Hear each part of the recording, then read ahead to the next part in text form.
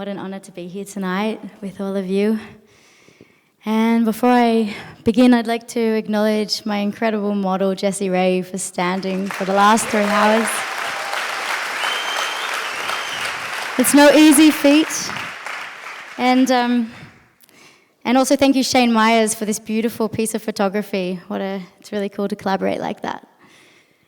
My name is Orly Faya, and I'm an artist, and I'm a writer, and I'm a poet, and I'm a general creative. And sometimes I like to think of myself as a creative activist, because I'm passionate about the ways in which our creative expressions can be powerful tools for spreading important messages today. I was born in Sydney into a very blessed life, and I guess many people here can relate to that. Hands up if you can relate to that. The whole room, awesome. But for me, despite seemingly having everything, something was always missing. I yearned to have deeper meaning than my privileged existence, and I craved to connect with the big picture. And so as soon as I could leave, I did. And at the age of 18, I bought a ticket out and I flew away to begin my practical exploration into what it means to be a human being on Earth and to discover what my purpose was. After a year, I came back to do my studies. And after a couple of years of studying law, I realized that just wasn't aligned with my heart's calling. And so I completed my anthropology degree in 2006. And I loved every second of my studies, so much so that as soon as I finished, I dived right back out into the world and continued traveling and went out to practice what I'd learnt. And so I've been living on the road for the last 10 years, making homes in different corners of the globe, and really having an opportunity to witness and experience the extremes of our human realities. And funnily enough, what it's caused me to focus on today is that which we all have in common, that which pulls us together as one human family. And what I've come to realize isn't anything new. It's very obvious, but it's often very overlooked. And it's quite simply that we all come from the earth, and we all go back to the earth when we die. And today it feels important to acknowledge that our survival depends upon our ability to recognize ourselves and the planet as one living, breathing biosphere. And so I've been telling that story through my art for the last 3 years by painting people into the world. But I didn't really plan it so succinctly. In fact, I haven't planned any of this. I've surrendered my plans a long time ago and just trust in spirit whilst I follow my heart. But this chapter of my life began as a healing journey with the mending of a broken heart, opening my eyes to body painting as a healing art. 2 days into a very painful breakup, I received a phone call from Red Agency. They were looking for someone who could paint a woman into a backdrop of sea turtles, and they needed it to be done 1 week from that date in the middle of Martin Place for a World Wildlife installation. And it had to be done by 10 a.m. in the middle of winter. And they asked me if I could do it. And I'd never done anything like that before, so I said yes. And when I hung up the phone, I realized I had no idea how to do that.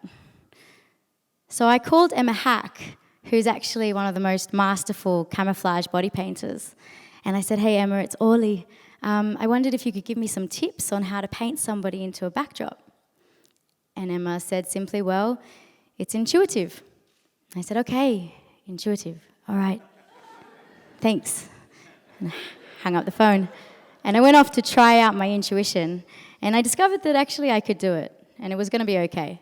And I went on to complete the task, and it went really well. And when it was all complete, I let myself sink into sadness. And as anyone who's an artist out there will know, when we're sad, there's not a lot we can do but our craft. And so that's what I did. I painted. And I painted people into everything, into walls and umbrellas and chairs, and I got really into it, and pictures and graffiti and whatever I could think of. And at some point I was at an event in Wee Jasper, and I saw the layered landscape, and it's this beautiful place, and I saw the vision of somebody in the land, and I thought for the first time what it would be like to actually paint a human directly into the earth itself. And I remember thinking to myself, that's impossible. And I kind of just sort of let it sit in the back of my mind as the time went on. And it didn't take me long to leave Australia, because I usually do leave after a little while. And I was sitting on the beach in Israel a few months later with a dear sister, and we were fantasizing about painting her into the world right then and there.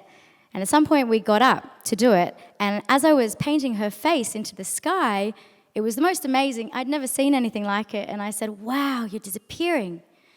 And as I said the words, her eyes went funny, and she fell to the sand and began to convulse in a seizure. And I dropped my paintbrush and I went down to the sand to see what was happening, and she stopped shaking and she came to and she said, "Why am I lying on the sand?" And I said, "You just had a seizure." And she said, "That's never happened to me before." So we just sort of breathed together. And at some point I noticed the sun was setting. It had been about 10 minutes, and I said, "Do you want to take the picture?" And she stood right up, and we took the picture. And it was an amazing moment. Apart from it being such a beautiful vision, that experience really had me question what we were doing, whether we were just creating pieces of art or whether we were having healing experiences within the metaphor of connecting humanity to the earth, connecting ourselves to the earth. Anyway, I was on a healing journey. So after Israel, I soon later I went to Peru. I was taking myself to meet a magical woman called Madame Adela, who lives in Iquitos. And she's been working with the sacred vine ayahuasca for 70 years, since she was 10 years old. And I didn't speak a word of Spanish, but I joined her there. And for 1 week, I sat my first 3 ceremonies with the sacred medicine. And an indescribable amount of healing took place that I wouldn't begin to even tell you about. But what I can tell you is that I had these visions that were continuous. And what I saw was that the world was a painting, and I was painting it. And the people were part of the world, and I was painting the people into the world. And it was continuous. And when that experience was over, I went to a different area of Peru and in the Sacred Valley, and I put a little message out on a Facebook community page that said that I was doing this project called the Gaia Project, and I invited people who wanted to be painted into the world to get in touch. A few days later, I was inundated with people who wanted to get painted into the world, so we had a meeting and we talked about it, and we came to the understanding that it would be art for art. They'd sign a release, I'd retain the rights, they'd get the artwork, and no money would be exchanged. It was just for creation, and we'd go on a journey together. And so we met every day, a new face. I met every day, but I feel like we, because... And we'd climb the mountain at 6 a.m. and we'd find a location that they wanted to merge with, whether it was mountains or trees or waterfalls, and we'd have a miraculous experience of merging, and then we'd come down the mountain and I'd do my work and I'd put it out on my Facebook page. And at some point in this process of creating 17 pieces in 20 days, plus 4 commissions that came through as well, it was a crazy time. My favorite body painter in the whole world, Mr. Craig Tracy from the United States, started to like my work. And it was really exciting. And I wrote to him and I said, "Wow, I'm so happy to see you following my work because I've been admiring yours for so long." And he wrote back to me and we started a dialogue, and he invited me to the United States to meet the world of body painting. I didn't even know that there was a world of body painting, so I was really intrigued by the invitation, and I decided to go, and I went. And I went to the States and I met this world, which is quite eccentric and amazing, and it was great to become acquainted with some of the world's best body painters and most incredible mimetists. This is mimetism, by the way, so I met people like Johannes Stotter and Bella Volan and Trina Mary, who are all masters, and Craig Tracy. And Craig and I became good friends, and after that experience was complete, I took myself to Costa Rica and Guatemala to complete my first collection of artworks. And when I got to Guatemala, I met this beautiful couple. Gino is from Lebanon and Wolf is from Austria, and they'd just fallen in love. So when I met them, they invited me to stay with them, and I ended up staying for a week in their little house, and it was really nice. And in thank you, I agreed to paint them into the world. And so we made a plan, and we had somebody come with us up the mountain. And long story short, this is one of many miracles that has happened along the way. But we went up this gigantic mountain. It took us a few hours, and it's a big story in of itself. But when we got to the top, there was no visibility. It was just white skies. Like, we couldn't see a thing. They wanted to be the view, so it wasn't possible. And I said, I'm so sorry, I don't think we can do it. And Gina, who's an incredible artist herself, she went into the forest and she started jumping around and saying, well, what about here? And at some point I looked and I was like, oh, and I saw that the light was perfect for inside the forest, actually. And I saw the light streaming through and I said, yes, let's do it.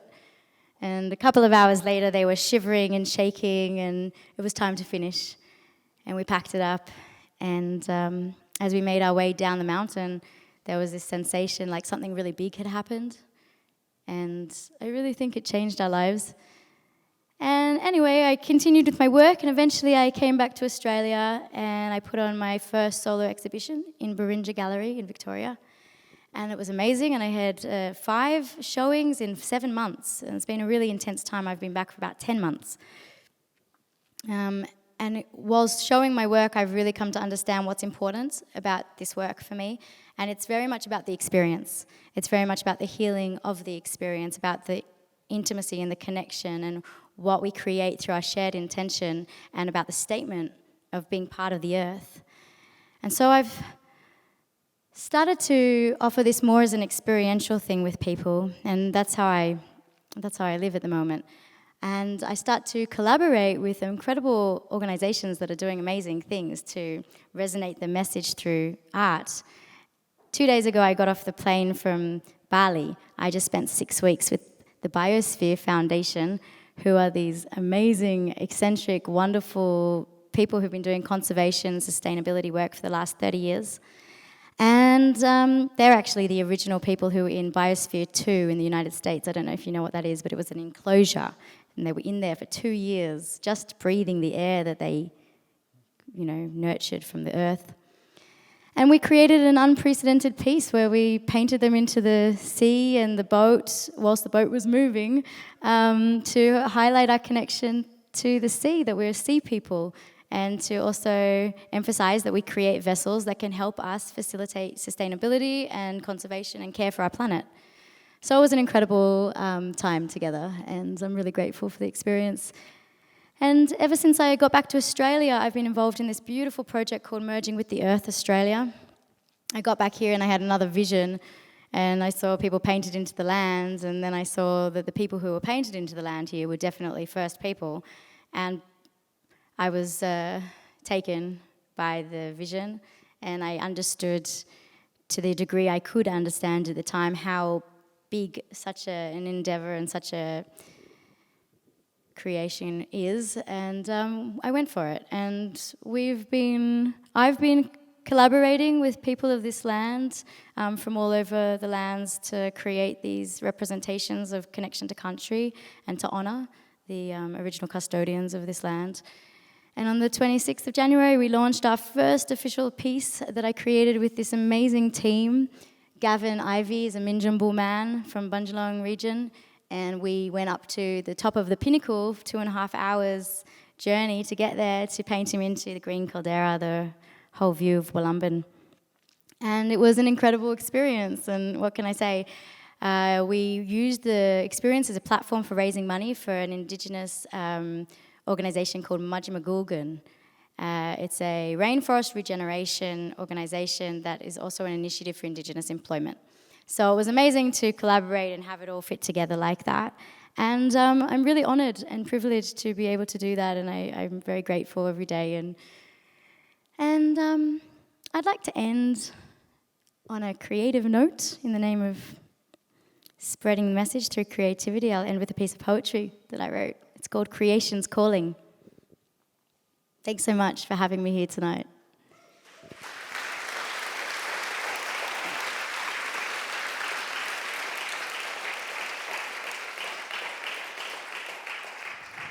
There's a magic in the air that we breathe.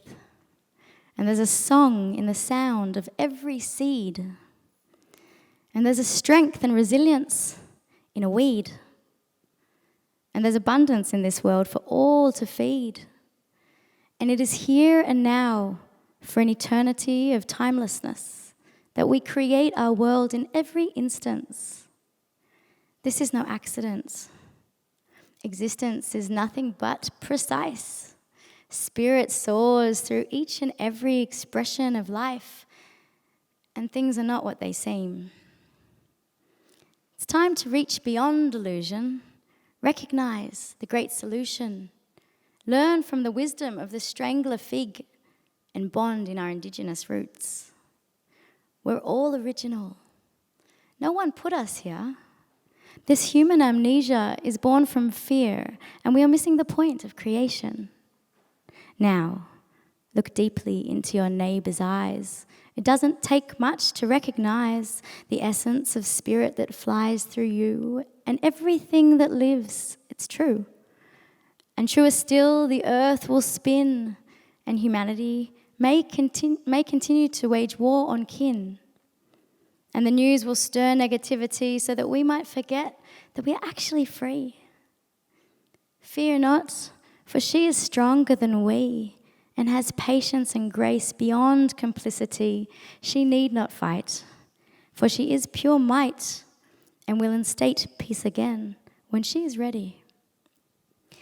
Now is the time to dive deep into your heart, ask the questions that really matter, and spread your message through your art. Feel the power that brews from a life of integrity, because life goes on after death, and endlessly. For consciousness is boundless and needs no form. We were born to let go. We were made to transform.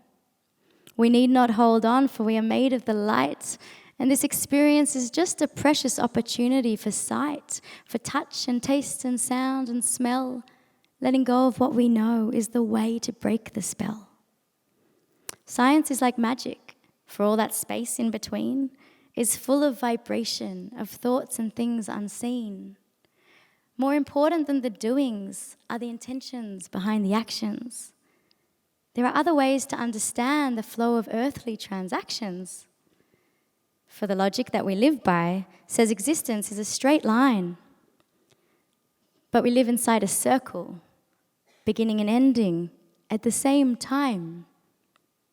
So when you feel like you are empty and have nothing left to give, go out and be of service. Hold your hands out like a sieve and sift through your emotions until you find what can't be defined. For it is there we will discover that we can't live without the other, and that all things in this world are very simply intertwined. Thank you so much. So have a beautiful night.